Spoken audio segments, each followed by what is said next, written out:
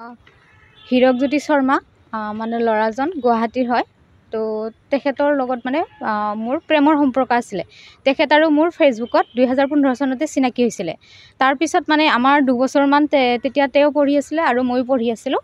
দুবছৰমান মানে তেনেকৈ আমাক কথা পতাৰ পিছত মানে আমাৰ সম্পৰ্কটো মানে দুটাৰ মানে ৰাস্তাত গৈছিলোঁ। তাৰপিছত আকৌ তেখেতে আজি 3 বছৰ আগত তেখেতে মোক নিজে আকৌ SMS কৰি মোৰ লগত কণ্টেক্ট কৰি মানে তেখেতে কয় যে আমি সম্পৰ্কটোত আগবাঢ়োঁ।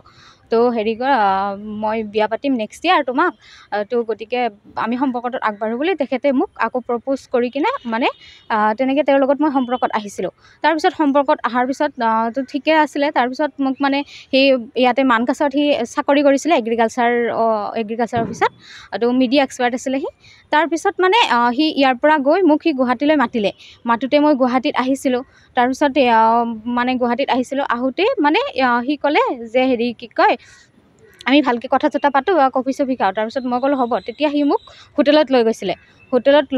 তাৰপিছত হোটেলত লৈ যোৱাৰ পিছত মানে সি মোৰ অনিচ্ছা সত্ত্বেও মানে মোৰ লগত সি শাৰীৰিক সম্পৰ্ক সি হোটেলত কৰিছিলে। কিন্তু মই তাক মানে হেৰি কৰিব দিয়া নাছিলোঁ, কিন্তু সি মোৰ লগত জোৰ জবৰদস্তি কৰিছে। তাৰপিছত তেনেকৈ ঠিকে আছে। তাৰপিছত মই গুচি আহিলোঁ। তেতিয়া সি ক'লে যে মই বিয়াই পাতিম, গতিকে তুমি আৰু এইবিলাক কাকো নক'বা, তোমাক মই অহা বছৰ বিয়াই পাতিম বুলি সি মোক মানে ক'লে বা বুজালে, হেৰি কৰিলে।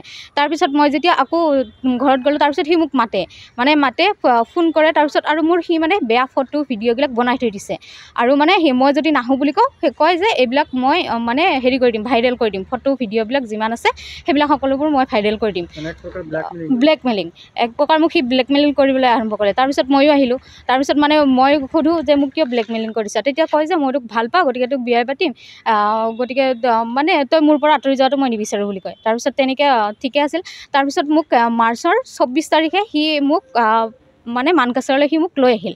তাৰপিছত মানে সি কৈছে যে মই আহিব মানা কৰিছিলোঁ ফাৰ্ষ্টে। তাৰপিছত সি কৈছে যে যদি নাহা তেতিয়াহ'লে মানে হেৰি কৰিম, মই তোক আনিমেই, গতিকে আহা, আমি বহাগত বিয়া পাতিম, ঘৰত যায়, এতিয়াও আহা, মোৰ লগত আহা বুলি কৈ সি মোক লৈ আহিলে। তাৰপিছত মই অহাৰ পিছত মানে মই নাহোঁ বুলি অলপ হেৰি কৰিছিলোঁ, কৰোঁতে মোক কৈছে যে ফটো ভিডিঅ' ভাইৰেল কৰিম বুলি সি মোক আকৌ ধমকি দিছে, হেৰি কৰিছে।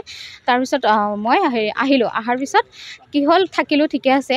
তাৰপিছত মানে সি আৰু ওচৰত মই যেতিয়া থাকিলোঁ তেতিয়া গম পালোঁ সি বেলেগ ছোৱালীৰ লগত মানে আকৌ কথা পতা আৰম্ভ কৰিছে। তো সি নলবাৰী মানে ছোৱালী এজনীৰ লগত সি কথা পাতে।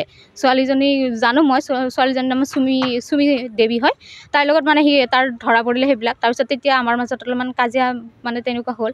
তাৰপিছত সি মোক কি কৰিলে, তাৰ বন্ধু মানে নয়নমণি ডেকাক সি লগত লৈ মোক সন্ধিয়া সি 5 তাৰিখে সন্ধিয়া, শনিবাৰে 5 তাৰিখে মোক সি সেই ব্ৰহ্মপুত্ৰ পাৰত বাংলাদেশ বৰ্ডাৰত লৈ যাই কিনে সন্ধিয়া তেতিয়া মানে হেৰি হৈ গৈছে, আন্ধাৰ হৈ গৈছে। সিহঁতে মোক কি কৰিছে, আমি বহি আছিলোঁ, থাকোঁতে মানে পাৰত বহি আছিলোঁ, মোক সিহঁতৰ হয়তো সেইটো হেৰি আছিলে, মোক মানে গটা মাৰি দিছে। মই তেতিয়া নদীত পৰিছোঁ। তাৰপিছত মানে দুটা ওচৰত আছিলে, এটা ইফালে আছিলে, এটা ইফালে আছিলে, দুটাই মিলি। তাৰপিছত মই নদীত পৰিলোঁ। নদীত পৰাৰ পিছত হেৰি কৰিলে, মানুহ আহিলে। মানুহৰ সহায়ত মই উঠি আহিলোঁ। তাৰপিছত উঠি অহাৰ পিছত মানে হেৰি কৰিলে, সি মোক মানে সেন্দুৰ মোক গুৱাহাটীত থাকোঁতে সি মোক গুৱাহাটীৰ ৰুমত মোক সেন্দুৰ দিছিলে। তাৰপিছত ইয়াতেও মোক মানে কৈছে আৰু কোনোবাই সুধিলে কি হৈছে, তাৰপিছত তেনেকৈ কোৱাত কৈছে যে মোৰ ৱাইফ হয়, যে ৱাইফৰ লগত মোৰ কাজিয়া লাগিছে, গতিকে আপোনালোকে হেৰি কৰিব নালাগে বুলি হেৰি কৰিলে। তাৰপিছত ক'লে যে কিছুমানে ক'লে যে সেন্দুৰ নাইচোন যদি ৱাইফে হয়, তো সেই হিন্দু মানুহ হয়। তো তাৰপিছত সি মোক হেৰি কৰিলে, তাৰ আঙুলি কাটি কিনে মোক সি হেৰি কৰিলে। তাৰপিছত সেন্দুৰ দিলে। তাৰপিছত সি আহি পেলাই মোক সেন্দুৰ কিনি আকৌ সি মোক ফুট দিলে। তাৰপিছত ফুট দি পিনে সেন্দুৰ দি কিনে শিৰত, তাৰপিছত সি মোক হেৰি কৰিলে, চুহানা লজত লৈ আহিলে। তাৰপিছত চুহানা লজত লৈ আহি চুহানাত মোক মানে ৰাতি থাকিলোঁ। কিন্তু ৰাতি মোক সি বহুত অত্যাচাৰ কৰিছে। তাৰপিছত মোৰ মানে এনেকুৱা কৰিছে, সি মোৰ ওপৰত উঠি লৈ মানে মোৰ ডিঙি চেপিছে। তাৰপিছত কৈছে যে তোক ইয়াত মই মাৰি পেলাম। আৰু মানে বহুত বেয়া ভাষাই দি গালি পাৰিছে, মোক গালি পাৰিছে, মোৰ মা দেউতাক ধৰি গালি পাৰিছে। আৰু মানে মোৰ ঘৰৰ পৰা সি 50,000 টকা আনিব মানে মোক কৈ আছে যে ঘৰৰ পৰা পইচাৰ লাগে মোক। তাৰপিছত সি মানে তেনেকৈ পইচাৰ দাবী কৰি আছে। তাৰপিছত মোক ৰাতি মাৰিছে, বুকুত বহুত ঘোচা মাৰিছে মোৰ বুকুত। এতিয়াও মানে মোৰ বুকুত বেমাৰ হৈ আছে, বুকৰ বিষ, তেনেকুৱা মোৰ বেমাৰ হৈ আছে। চুহানা লজ হাটচিঙিমাৰীত আছে। হয়, ডকুমেণ্টছ দিছোঁ, আধাৰ কাৰ্ড তাৰো দিছে আৰু ময়ো দিছোঁ। তেনেকৈ আধাৰ কাৰ্ড লৈছে। তাৰপিছত আমি এণ্টি কৰিছোঁ। তাত CC কেমেৰাও চালু আছিলে।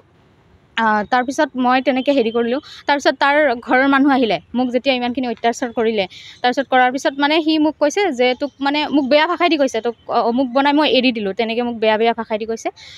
তো এৰি দিম মানে তেনেকৈ কৈছে। তাৰপিছত যেতিয়া ৰাতিপুৱা হওঁতে তেতিয়া মই মানে মোক মাৰিছে, তাৰপিছত মোক ৱালত মূৰ চুৰ মাৰিছে, এইবিলাকত হেৰি হৈছে। তাৰপিছত মই ৰাতিপুৱা তাৰপিছত মানে সি যেতিয়া মোক আকৌ ৰাতিপুৱা মাৰিছে, ৰাতিপুৱা মোক মানে ঠেলা মাৰি দিছে, মই মানে বাগৰি পৰিছোঁ। তাৰপিছত মই হেৰি কৰিলোঁ, পুলিচত মানে 100 মই ফোন কৰিলোঁ। ফোন কৰোঁতে তাৰপিছত গুৱাহাটীত লাগিলে ফাৰ্ষ্ট টাইম। তাৰপিছত গুৱাহাটীৰ পৰা ইয়াতে মানকাছাত হেৰি কৰিলে, ইয়াৰ পৰা মোক কণ্টেক্ট কৰিলে। তাৰপিছত কণ্টেক্ট কৰাৰ পিছত তেতিয়া সি মোক ফোনটো ৰাখি থৈছে, যে মোক মানে থানাৰ লগত সি মোক কণ্টেক্ট কৰিব দিয়া নাই। তাৰপিছত তেনেকৈ মোক হেৰি কৰিলে। তাৰপিছত তাৰ ঘৰৰ মানুহ আহিলে, দেউতাকহঁত আহিলে, তাৰ দেউতাক আহিছে, মোমিয়াক আহিছে। তাৰপিছত দেউতাক হ'ল নৱ কুমাৰ শৰ্মা, তাৰ মোমিয়াক আহিছে অৰূপ কুমাৰ শৰ্মা, ভৱেশ কুমাৰ শৰ্মা, সিহঁত আহিছে।